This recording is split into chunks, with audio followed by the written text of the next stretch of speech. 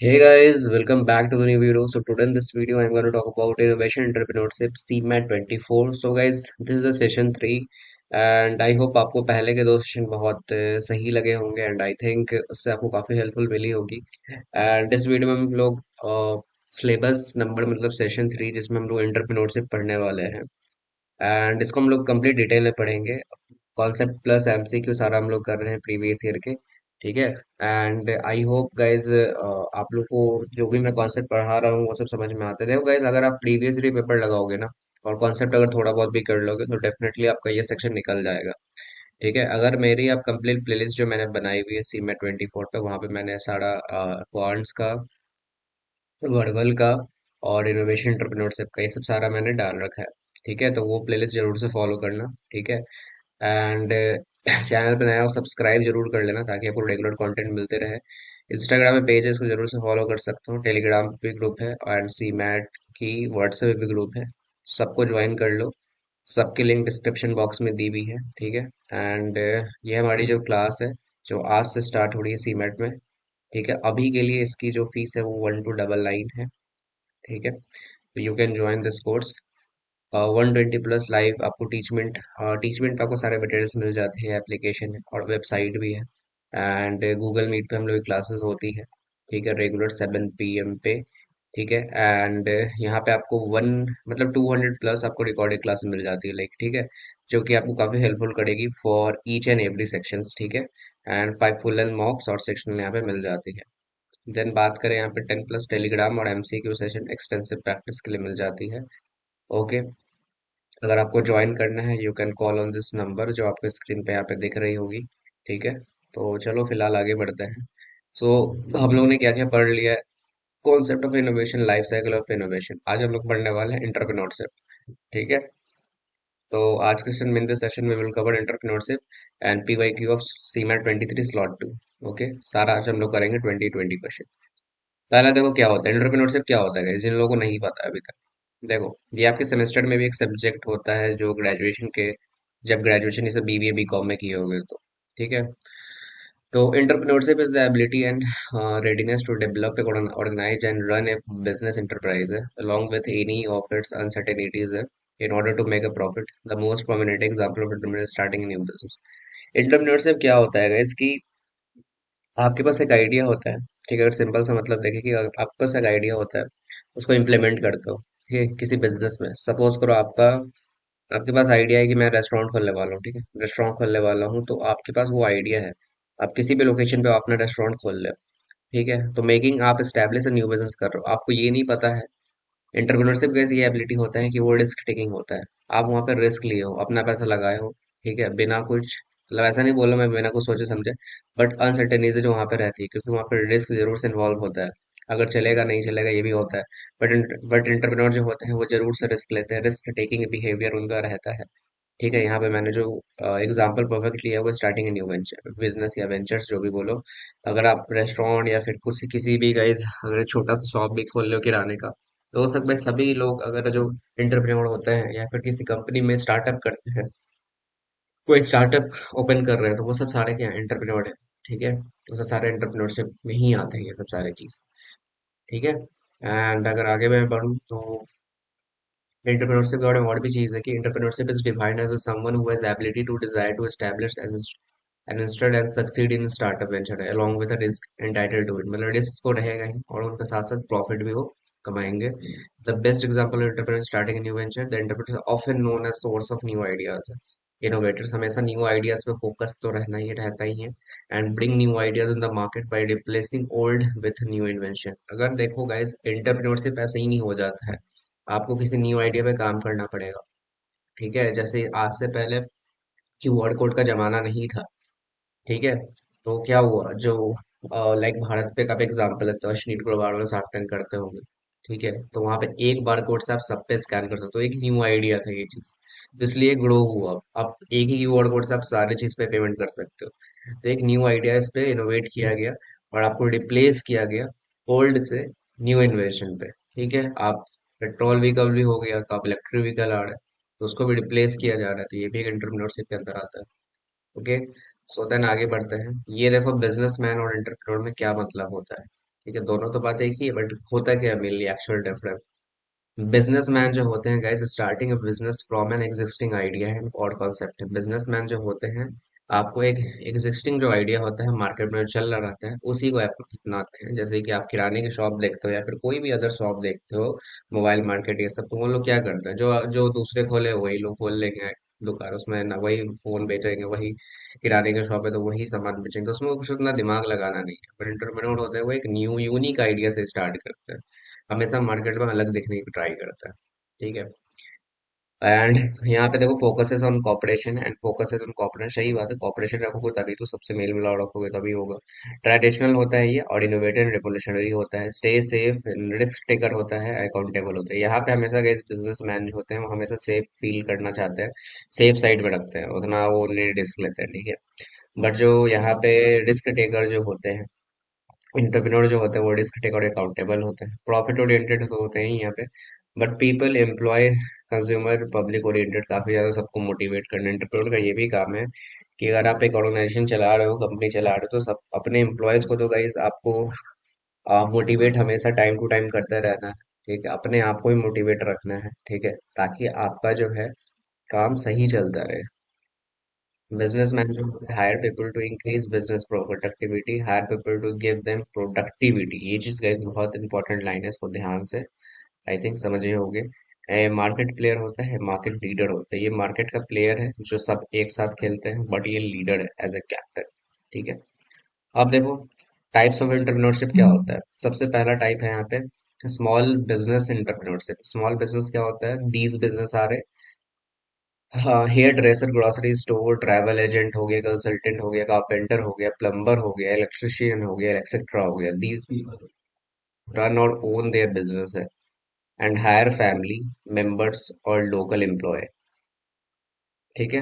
For them the profit would be able to feed their family, not making 100 million business और taking over an industry. They fund their business by taking small business loans और loans from friends and family. इसमें देखो guys, सबसे perfect example अगर मैं ले लूं, तो यहाँ पे आपको दिया हुआ, जैसे ग्रोसरी स्टोर हो गया, किराने का स्टोर हो गया, कोई एक सलून है, ठीक है, सैलून भी बोल सकते हो, या फिर आप कोई भी चीज देख लो जो आपके आसपास जो भी चलता है छोटा मोटा, तो वो क्या है, स्मॉल बिजनेस एंटरप्रेन्योरशिप है। उतना वो लोग नहीं चाहते कि मुझे 1 करोड़ कमा लेना है, मुझे 10 करोड़ कमाना है, 100 million कमाना है, वो बस इतना खुश रहना चाहते हैं। जितना प्रॉफिट हो रहा है ठीक है, हर दिन गड़ा है, महीने का देखे प्रॉफिट, ये सब चीज है, 1 लाख हो गया, चलो 2 लाख हो गया, खुश है उसमें। ठीक है। उतना उनको हाथ पैर नहीं मारना है बाहर की, रिस्क ये सब लेना है। तो यही होता है, सिंपल सा स्मॉल बिजनेस एंटरप्रेन्योरशिप होता है। ठीक है। आगे बढ़ो। दूसरा होता है scalable startup entrepreneurship. Scalable startup entrepreneurship यह होता है कि this startup entrepreneur starts a business knowing that their vision can change the world. They attract investors who think and encourage people who think out of box. The researcher, the research focus on scalable business and experimental models, so they hire the best and brightest employees. They require more venture capital to fuel and back their project और business। इसमें क्या होता है guys, scalable startup entrepreneurship में guys, अगर आप इसका सबसे परफेक्ट एग्जांपल ले सकते हो, शार्क टैंक। शार्क टैंक में गाइस जितने भी बिजनेस आते हैं, वो क्या करना चाहते हैं, अपने बिजनेस को स्केल करना चाहते हैं। क्या होता है, वो तो एकदम कोई कोई स्क्रैच से आता है, बट कोई कोई बीच से आता है। वो क्या बोलते हैं, सर मुझे स्केल करना है, मेरे पास अभी यहाँ पे, मैं अगर सपोज करो अभी मैं 500 कस्टमर तक रीच करो, बट शार्क टैंक में आगे बोलते हैं, सर मुझे ऑल इंडिया में आपको मेरा अपना आउटलेट बढ़ाना है। तो वो क्या करते हैं, स्केल करने की ट्राई करते हैं। तो उसमें जो है, जो भी इन्वेस्टर होते हैं उसको अट्रैक्ट कराना, मतलब उसको अट्रैक्ट कराना चाहते हैं अपने बिजनेस की तरफ। ठीक है, ताकि उसमें इन्वेस्ट कर पाए वो लोग। और काफी सारे एक्सपेरिमेंटल मॉडल्स सब लाते हैं और अपने जो कंपनी में, ठीक है, अपने ऑर्गेनाइजेशन में सबसे ब्राइटेस्ट एम्प्लॉय हायर करते हैं, ताकि वो भी कुछ आइडिया दे सके, वो भी कुछ रिव्यू दे सके, ताकि उनका जो बिजनेस है वो काफी स्केलेबल हो सके और प्रॉफिट भी कर सके। ठीक है। देन हम लोग बात करते हैं नेक्स्ट। नेक्स्ट है आपका large company entrepreneurship. Large company entrepreneurship क्या होता है, these huge companies have defined life cycle. Most of these companies grow and sustain by offering new and innovative products that revolve around their main product. The chain technology, customer preferences, and new competition have built pressure for large company to create an innovative product and sell it to the new set of customers in the existing market, in the new market. To cope with rapid technological changes, the existing organization either buy innovation enterprises or attempt to construct the product internally। देखो यहाँ पे guys मतलब ये होता है large कम entrepreneur का, entrepreneurship का, कि ये काफी ना बड़ी कंपनीज ये सब होती है, ठीक है। और काफी ज्यादा जो कंपनी ग्रो करती है ऑफरिंग न्यू इनोवेटिव प्रोडक्ट, ये खुद से इनोवेशन करती है। जो मार्केट में ऐसा नहीं चल रहा है कि एग्जिस्टिंग प्रोडक्ट है उसी को ले उसी को चला रहा है, ऐसा नहीं।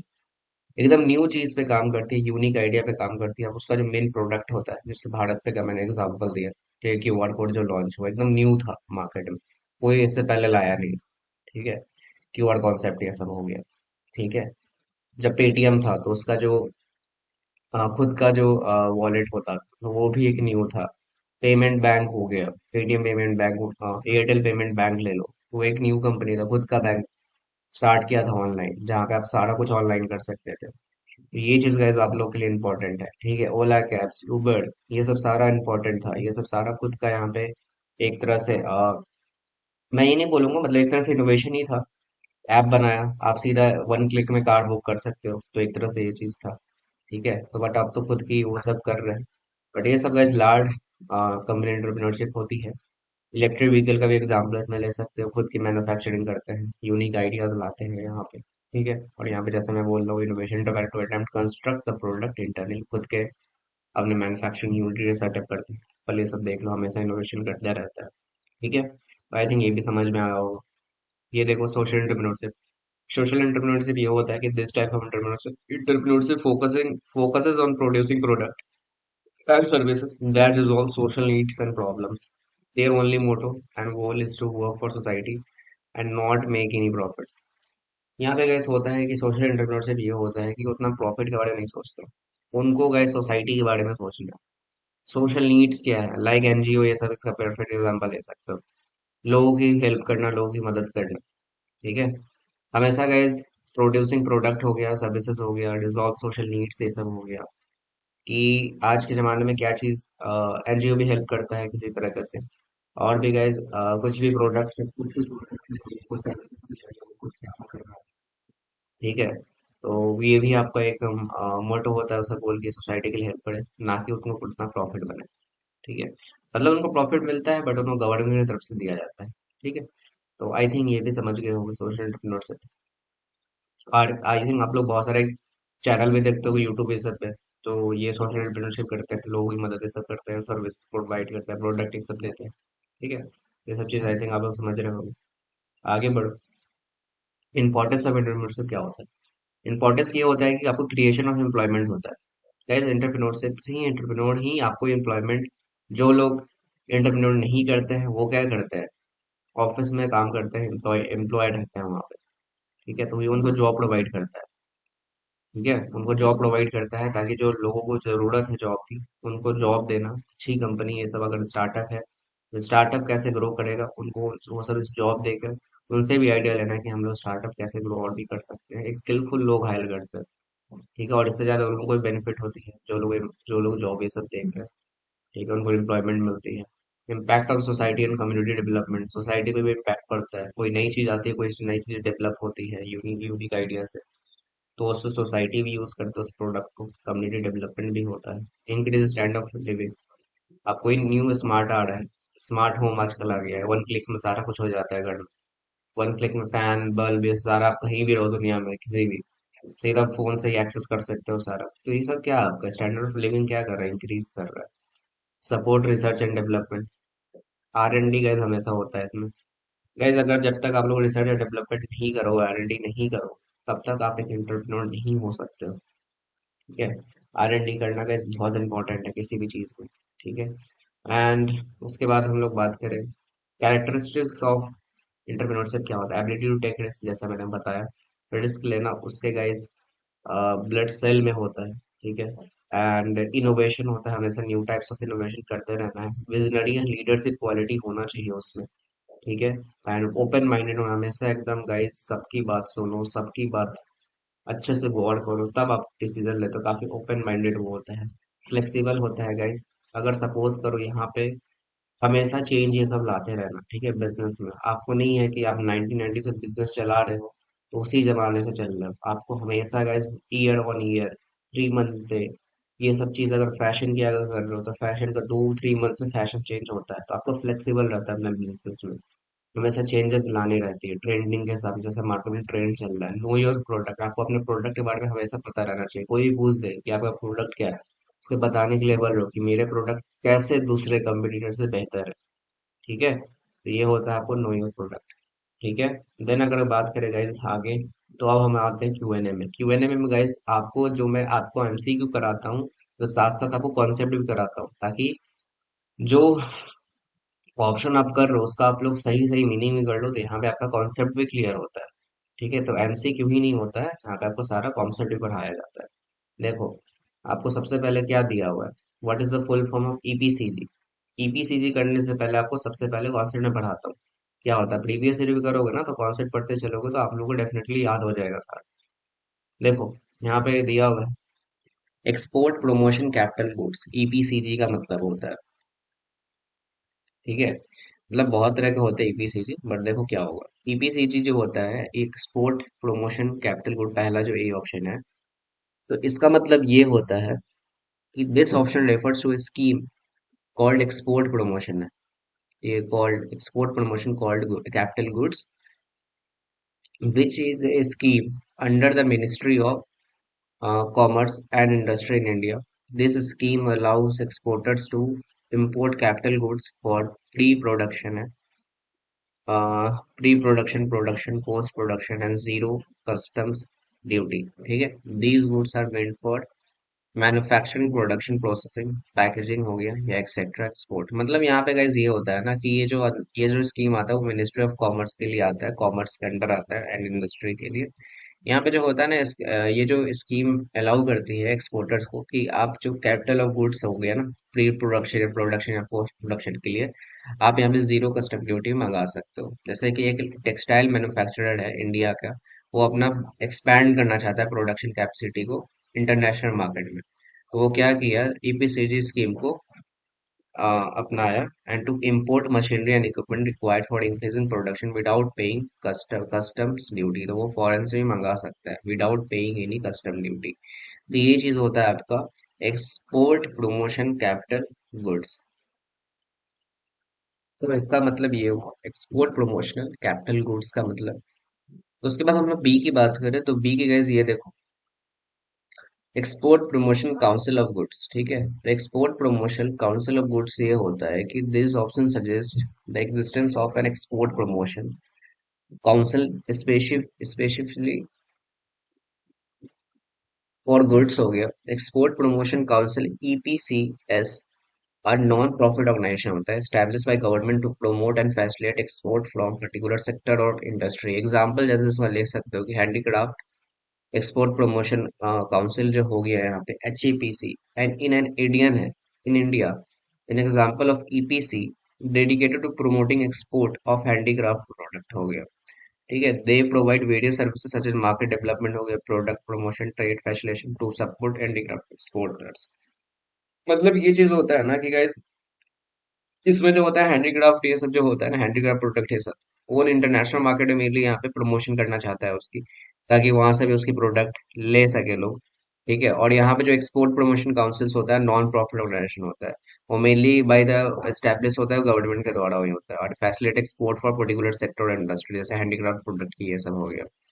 ठीक है, तीसरा देख से export portion of capital goods का तीसरा ऑप्शन जो है, जिस ऑप्शन सजेस्ट एक्सेसिंग हो गया, accessing the export potential of capital goods which are durable goods हो गया, uses by business to produce other goods और services, evaluating the export potential involving analysing factors such as demand in foreign markets, competitive advantage, qualifying standards.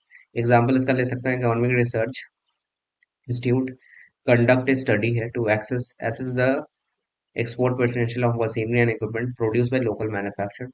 The study examined market demand, global competition, technological advancements, and trade policy to determine the feasibility of exporting capital goods। मतलब यहाँ पे देख सकते हो machinery ये सब हो जाता है, लोकल मैन्युफैक्चरिंग जो प्रोड्यूस करते हैं यहाँ पे, वो सब देखते हैं पहले मार्केट में डिमांड है इसकी चीज, तो वो सब खुद से मैन्युफैक्चर करते हैं, बट ये सब एक्सपोर्ट करते हैं आपको। ठीक है, ताकि वहां भी वो सब ज्यादा पैसे कमा सके, मशीनरी इक्विपमेंट ये सब प्रोवाइड करते हैं।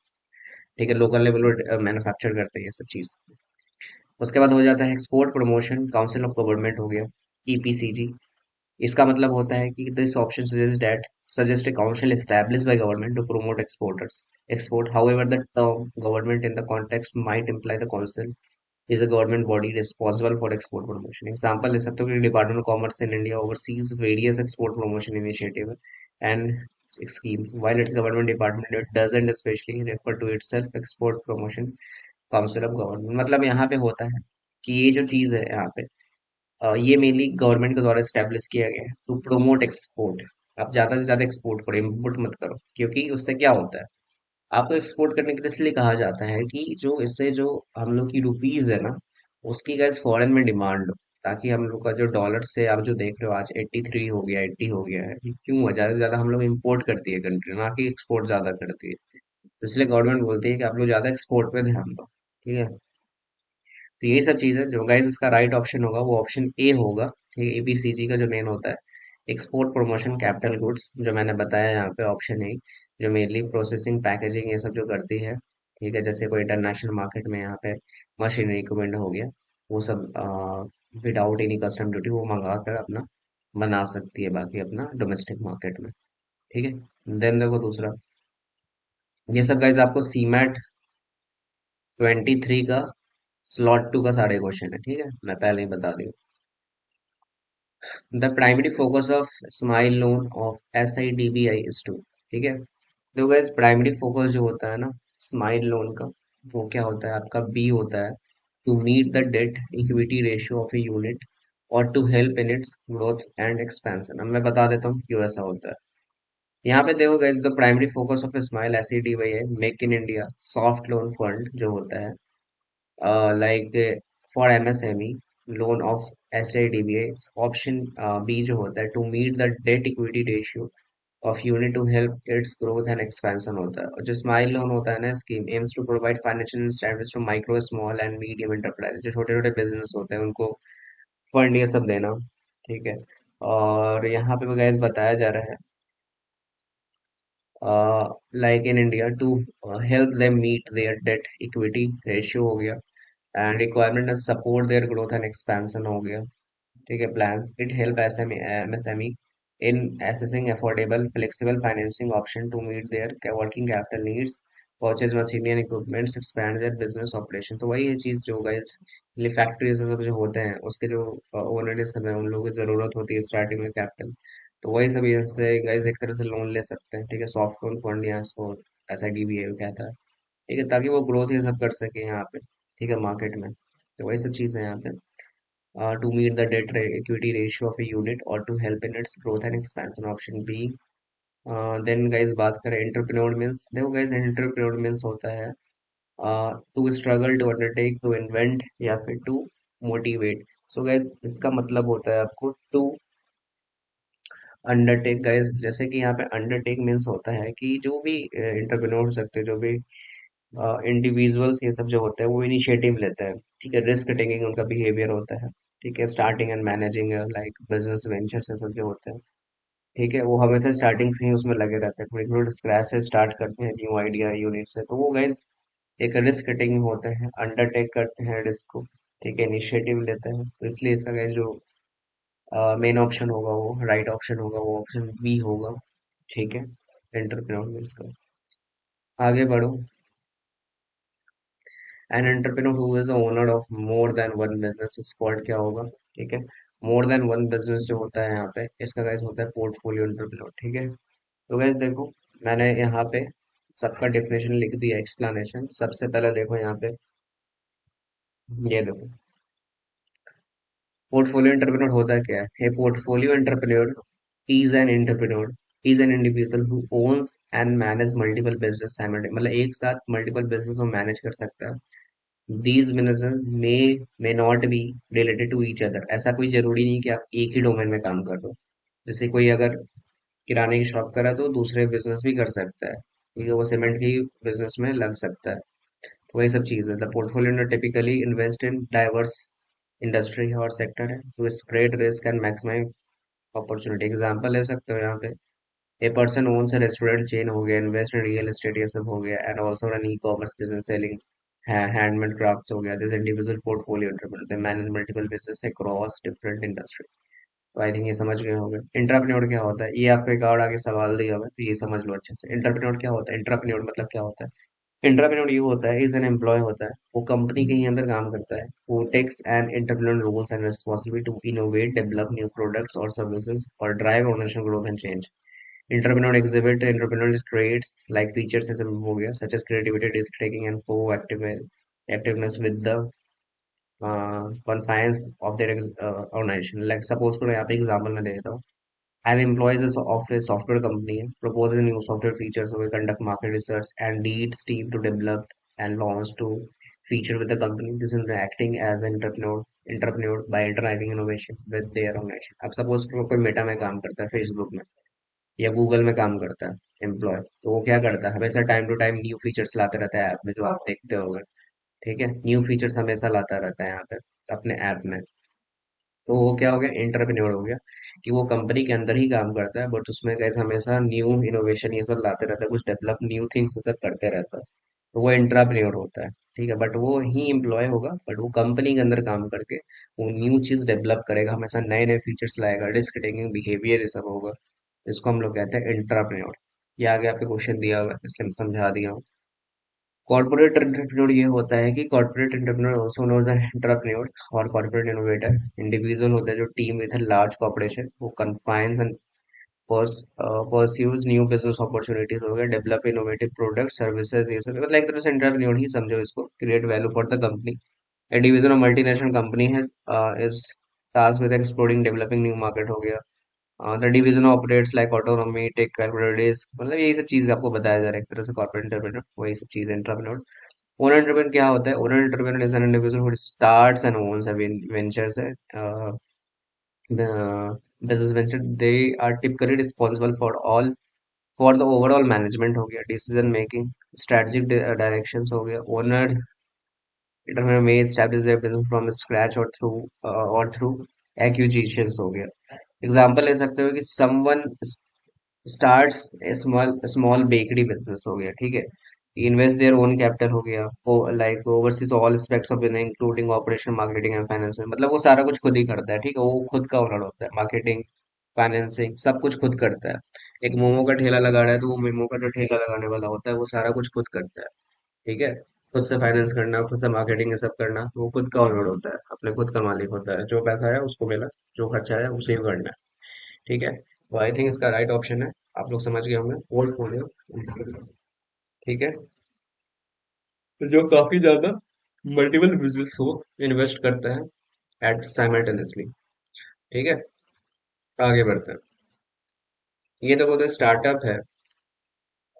Startup loans offered by Mudra banks to small enterprises business which are non-corporate and non farm small micro entrepreneur up to limit rupees. Guys इसका जो मेन आंसर है ना वो 10 लाख होगा। ठीक है, 10 लाख इसका राइट आंसर है। कि इसमें जो होता है, the startup loan offered by Mudra like micro unit development and refinance agency जो होता है ना, बैंक्स टू स्मॉल एंटरप्राइज जो होता है यहाँ पे नॉन कॉर्पोरेट बिजनेस को देती है, जो काफी स्टार्टिंग लेवल पे होते हैं, तो उसको यहाँ पे 10 लाख का यहाँ पे देती है लोन, ताकि आप लोग बिजनेस ये सब स्टार्ट कर सकें। देन बात करें यहाँ पे, विच आर ब्रिक कंट्री। ठीक है, ब्रिक कंट्री किसको कहा जाता है, ब्रिक कंट्री का इसको कहा जाता है, बी जो आपका ऑप्शन है, बी आपके जैसे ब्राजील, रशिया, इंडिया, चाइना।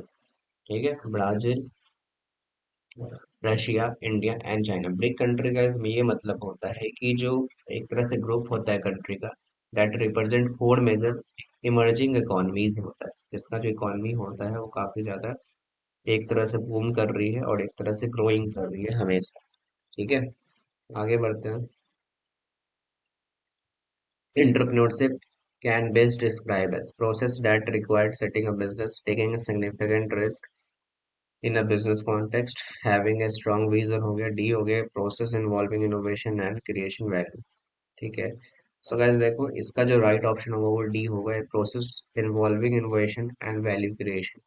ठीक है, अब देखो गाइस इसका ये चीज मैंने क्यों बोला, अब देखो जो आपको a process involving innovation value creation हो गया, एंटरप्रेन्योरशिप इज नॉट लिमिटेड होता है to simplifying setting up business और taking significant risk, although those elements can be part of entrepreneur process as its core है। एंटरप्रेन्योरशिप involves identifying opportunities हो गया, developing innovative ideas, creating value by introducing new products, services, business model। मतलब ये चीज क्या होता है, हमेशा न्यू और यूनिक आइडियाज पे काम करते हैं।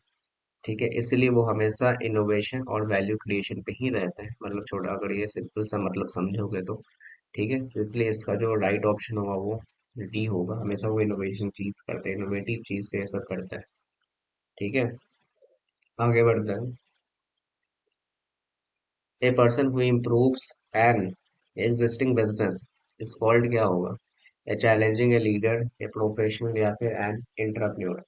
ठीक है, तो इसका गाइस क्या होगा, मैंने अभी जस्ट बताया था एग्जिस्टिंग बिजनेस को जो इम्प्रूव करते हैं वो क्या रहता है, एक तरह से एंटरप्रेन्योर होता है। जो एम्प्लॉय ही होता है बट वो क्या करता है, अपना सारा रिस्क ये सब लेके उसमें न्यू फीचर से सब ऐड करते हैं, इम्प्रूव करते हैं बिजनेस, उसी को हम लोग एंटरप्रेन्योर बोलते हैं, जो मैंने आपको स्टार्टिंग में समझाया था। ठीक है, A legal term, the legal term for brand is patent, license, trademark या पीओएम। ठीक है, इसका guys जो राइट ऑप्शन होगा, जो लीगल टर्म होता है वो ट्रेडमार्क होता है। अब देखो मैं सारे का मतलब बता देता हूँ क्या हो। पेटेंट क्या होता है आपका, ए पेटेंट होता है is a form of intellectual property होता है that gives its owner and legal right to exclude other from making using selling and importing an invention for a limited period of years हो गए in exchanging for publishing enabling public disclosure of the invention। In simple terms अगर देखोगे, patent हो गया protect करता है आपको innovations and discoveries से, that protects invention and discovery। For example, someone invents a new type of engine है, they can apply for a patent to protect their invention from being copied by। अगर इसका simple मतलब देखोगे, अगर suppose करो आपने कुछ न्यू डिस्कवरी की, ठीक है, कोई न्यू डिस्कवरी की कि सपोज करो भारत पे ही नहीं बारकोड बनाया, ठीक है, स्टार्टिंग में तो क्या किया, वो पेटेंट करा लिया। पेटेंट कराने से ये होता है कि आप जो दूसरा है, कोई दूसरा बिजनेस है, वो उसको कॉपी नहीं कर सकता है। जैसे एडिडास का ये थ्री लोगो देखते हो, थ्री लाइन, तो ये एडिडास का पेटेंट है। जो थ्री डॉट्स किसी भी कपड़े पे एक स्ट्रिप देखते हो, थ्री स्ट्रिप्स उस कपड़े पे रहते हैं, ये पेटेंट है एडिडास का। तो कोई भी इसको कॉपी नहीं कर सकता है, तो वो पेटेंट होता है। प्यूमा का आप जैसे कि वो देखते हो, एनिमल का जो लोगो है तो वो पेटेंट है। तो हर एक लोगो का जो होता है वो पेटेंट होता है। एप्पल का पेटेंट लोगो है, वो कोई कॉपी नहीं कर सकता है। तो ये चीज होता है पेटेंट का मतलब। लाइसेंस देख लो, लाइसेंस इज लीगल एग्रीमेंट होता है बिटवीन टू पार्टीज हो गया, which one party grant permission to other party to use their intellectual property rights such as patent, trademark, copyrights, trade secret under certain condition and for a specific purpose and for a defined period of time and often in exchange for payment। For example, a software developer might license their software to a company so that company use their product। मतलब एक तरह से licence देता है, दो parties के बीच में होता है। अगर एक सॉफ्टवेयर कंपनी है तो अपने क्लाइंट को क्या दिया, आप मेरे सॉफ्टवेयर को यूज कर सको, तो आप मेरे सर्विसेज को यूज कर सको, और उसके बीच में वो कुछ चार्जेस सब भी ले सकता है।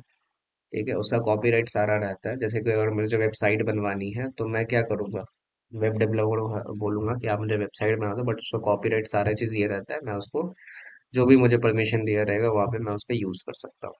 ये होता है। ट्रेडमार्क क्या होता है, trademark is recognisable sign, design या एक्सप्रेशन हो सकता है which identifies product or services of a particular source from those of others। Trademark can include word name, symbols, logos, ये सब हो गया। तो ये सब आपको मेनली ट्रेडमार्क होते हैं। लाइक नाइकी का जैसे बता रहे, शूज सिंबल जो होता है यहाँ पे, जैसे ट्रेडमार्क हो गया। डिडास का थ्री लाइन्स हो गया, थ्री स्टेप्स बोल सकते हो, तो ये सब ट्रेडमार्क है। टीओएम का क्या मतलब होता है, TOM stand for top of mind. It refers to a brand or product that comes first in consumers' minds when thinking about a particular industry or product category. While it's not a legal term like other listed, it's relevant in marketing and branding strategy। For example, if someone asks you name of fast food restaurant, your immediate response to might be McDonald's, indicating McDonald's is top of your mind है category। इसका मतलब ये होता है कि जो top notch brand है ना, जैसे कि हम लोग को सबसे एक्सपेंसिव फोन लेना है तो हम लोग के दिमाग में क्या आता है, एप्पल आता है एक्सपेंसिव फोन का मतलब। ठीक है, तो वो क्या हो गया, हमें टॉप ऑफ माइंड में हमेशा लिस्ट करता है। मुझे खाने की बर्गर सोचना है, बर्गर सीधा दिमाग आएगा आपको यहाँ पे मैकडोनल्ड पिज्जा खाना है, सीधा दिमाग में आएगा डोमिनोज। तो ये सब क्या है, आपकी तरफ से ब्रांड पोजीशनिंग ऐसा कर ली है कि आपके वो सब जितने ब्रांड है आपके दिमाग में ऐसे घुस चुके हैं, वो लोग खुद ही पोजीशनिंग किए हैं आप लोगों में कि जैसे ही आप कुछ चीज सोचो तो उनके ब्रांड आपके दिमाग में आ जाए। तो ये होता है टॉप ऑफ माइंड। तो आई थिंक आपको इसका राइट ऑप्शन मिल गया होगा, जो ट्रेडमार्क होता है। ठीक है, लीगल टर्म। जैसे ही गैस मेरा ही चैनल है एमबीए शाला, तो मेरा लोगो क्या है, मेरा लोगो आप लोग देखे होंगे ऐसे करके होगा स्क्वायर साइड में, अंदर एमबीए शाला लिखा है। तो ये मेरा एक पेट है, लीगल ब्रांड। तो ट्रेडमार्क हुआ, इसका कोई कॉपी नहीं कर सकता है। तो ये सब चीज हो गया। आगे देखो,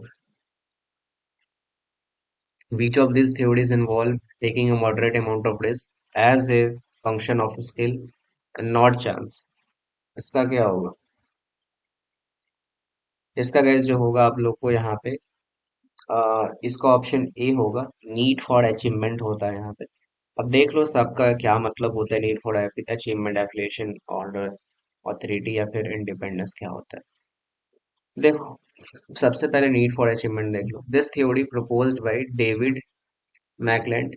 ठीक है, तो सबका गाइस नेम याद रखो, मेनली आ जाता है। Suggest that individual have a psychological need for achievement हो गया, which derives them excel accomplish significant goals and mastered skills. People with a high need for achievement seek challenges, tasks, and are willing to take moderate risk to attain success. So they prefer situation where they can take personal responsibility for outcome, where therefore directly contribute success. अगर entrepreneur who starts their own business takes calculated risk achieves success हो गया, या फिर demonstrate high need of achieve, मतलब एक तरह से perfect example हो गया एंटरप्रेन्योर जो खुद के बदौलत रिस्क लेता है।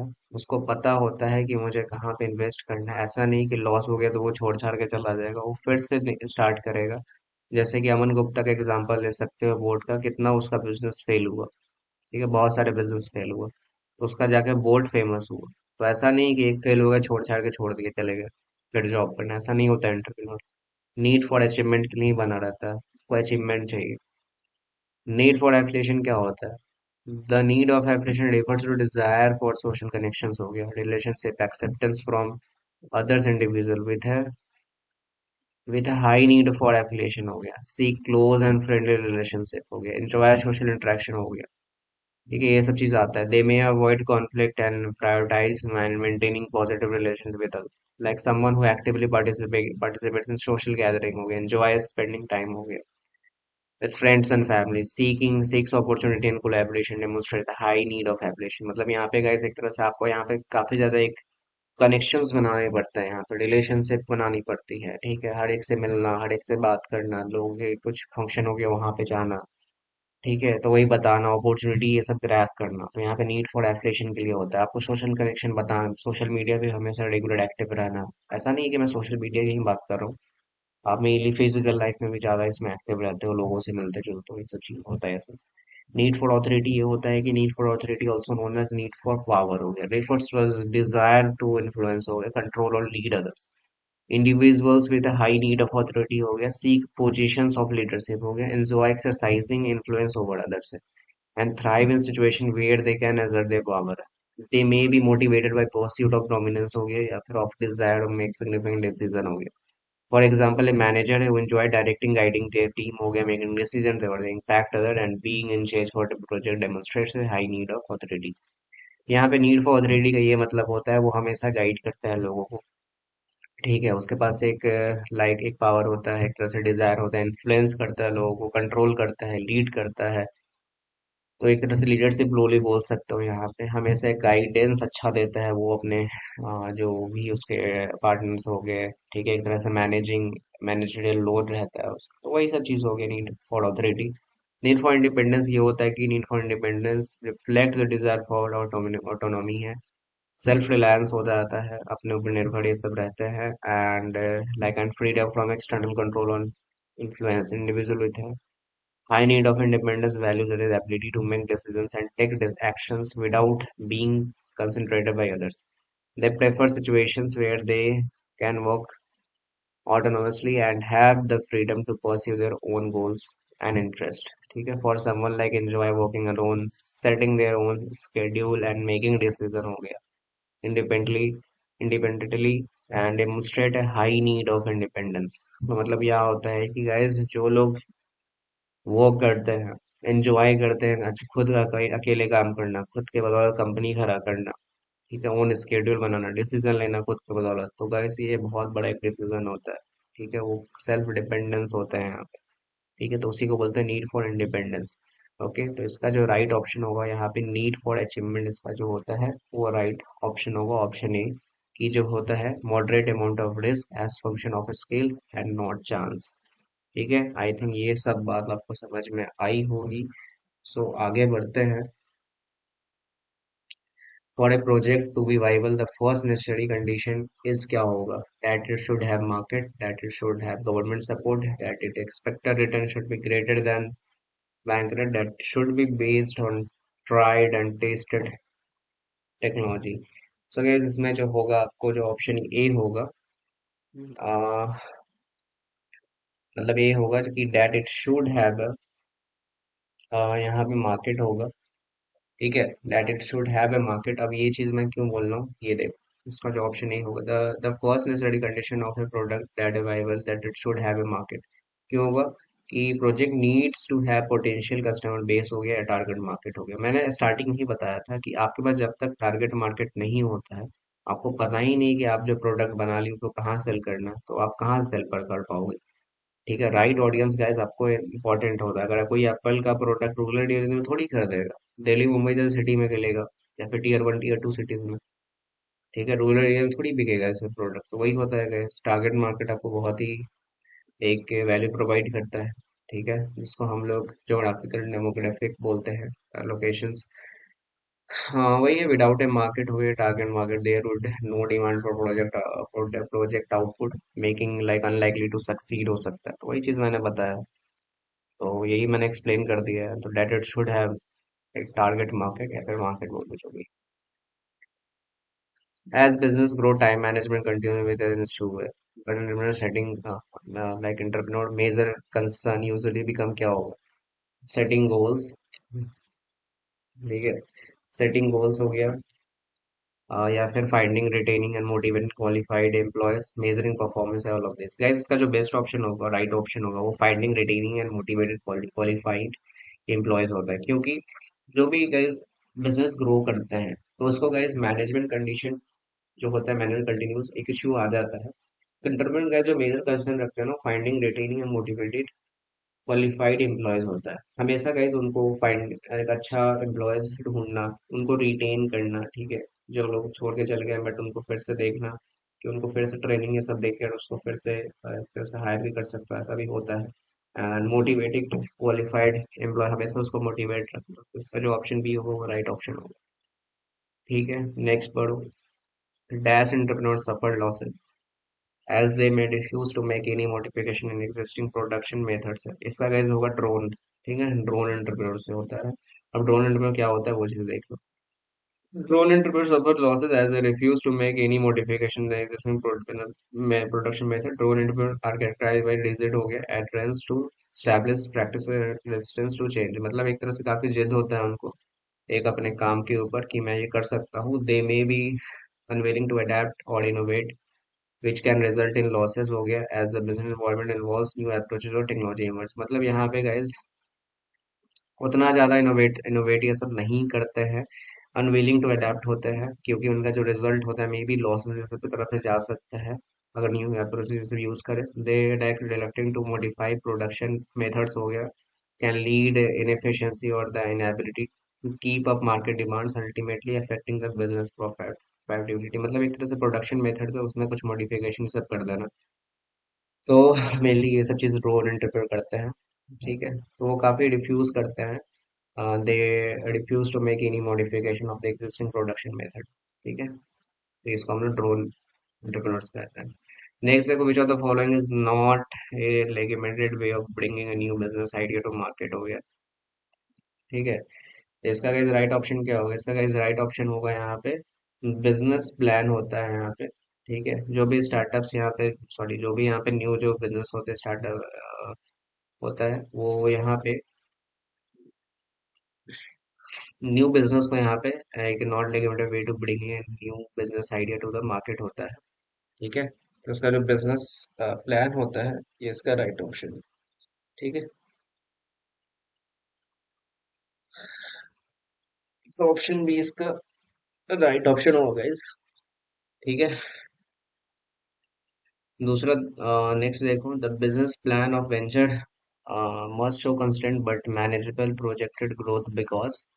इसका होगा गाइस यहाँ पे option A, many interview fail after expanding too rapidly. इसका क्या मतलब होता है, देखो, ये होता है guys, जो बिजनेस प्लान होता है ना, offer venture must show consider but manage product growth because internet fail expanding. अगर आप जल्दी से, जैसे कि आज ही गोल है, आज सोचो कि आज मैं, सपोज करो एक रेस्टोरेंट है, ठीक है।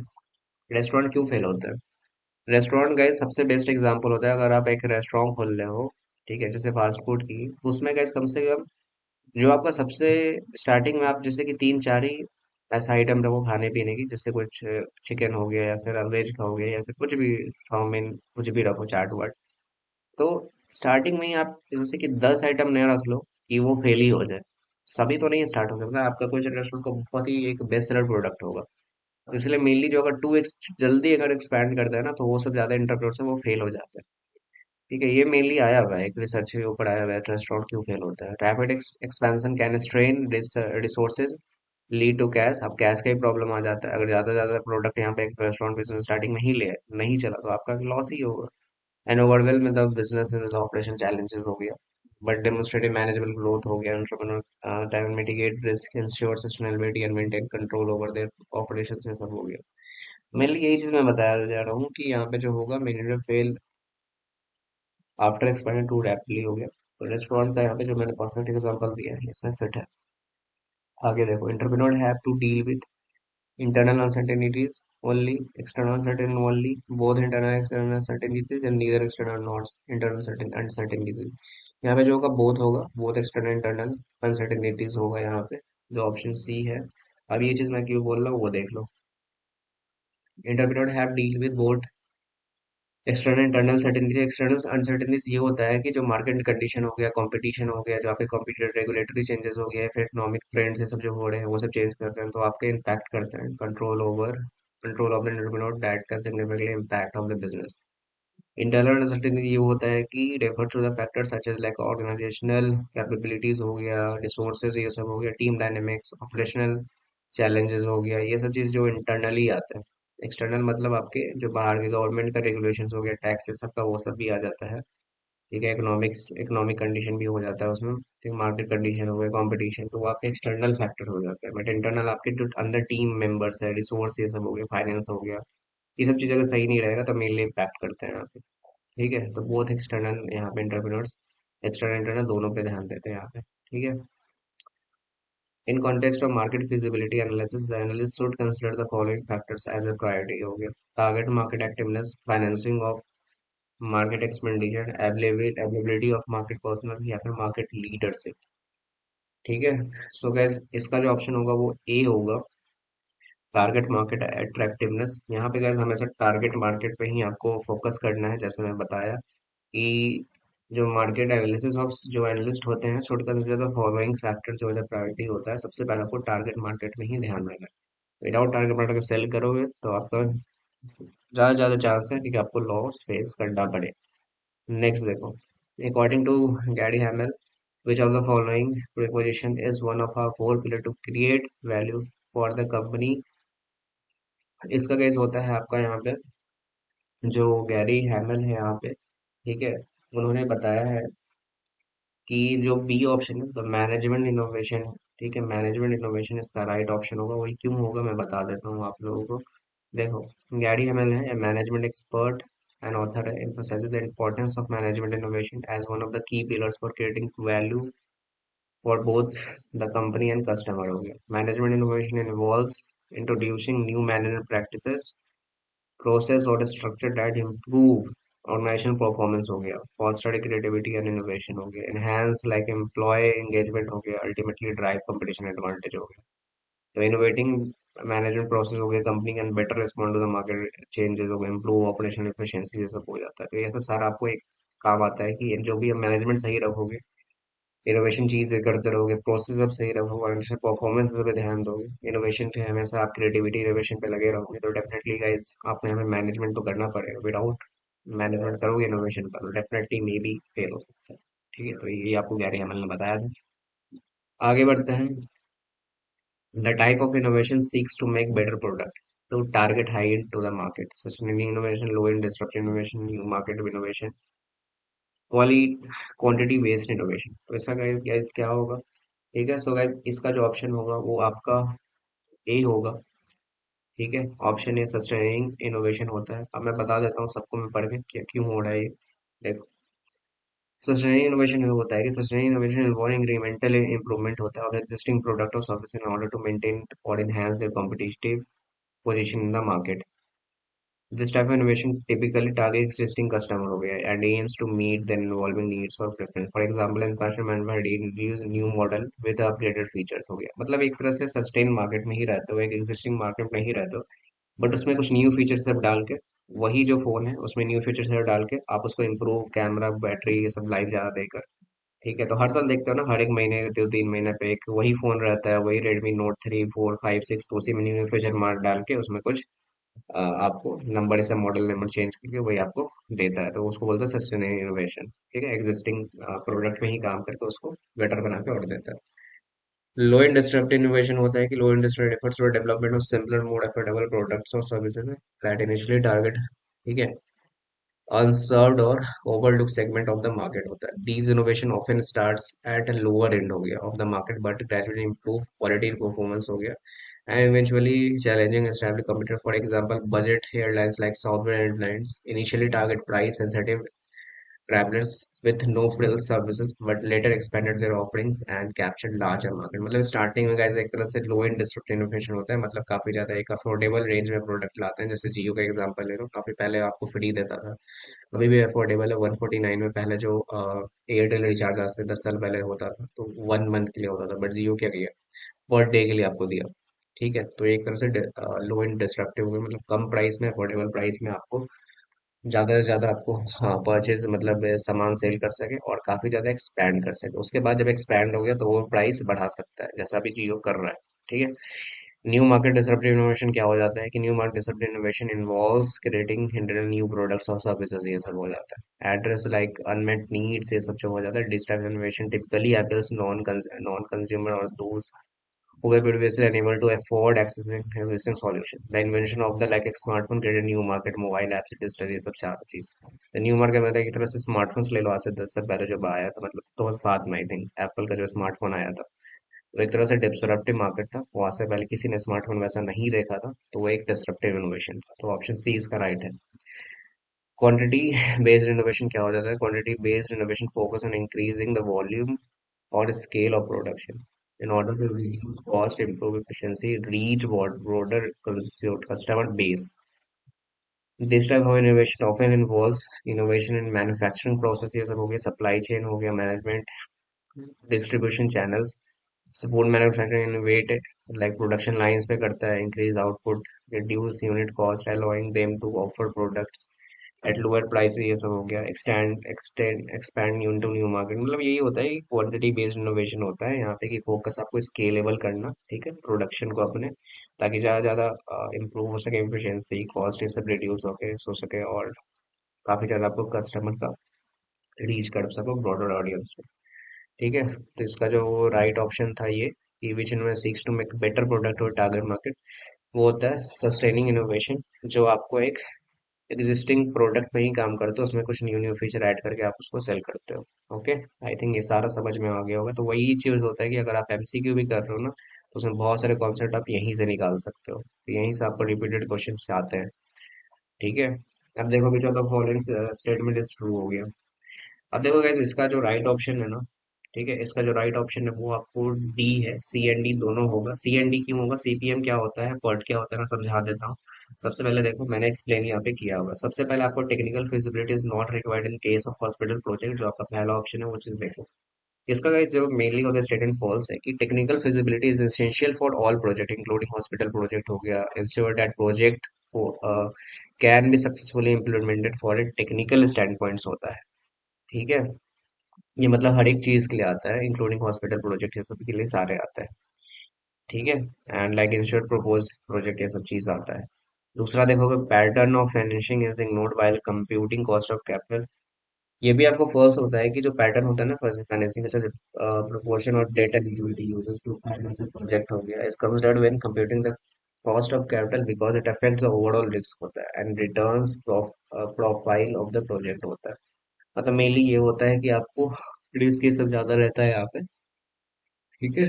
तो इसलिए ये भी नहीं हो सकता है। सीपीएम ये होगा, सीपीएम आप लोग पढ़े होंगे, सेमेस्टर डेज में पढ़ा जाता है सीपीएम पार्ट। सीपीएम का होता है आपको क्रिटिकल पाथ मेथड, और पार्ट का होता है program evaluation and review technique होता है। एमबी में भी जाओगे तो ये सब मेनली पढ़ सकते हो, होता है सेमेस्टर में। और both like project management techniques होता है, used to plan a scheduled task होता है within a project, while POT is a like more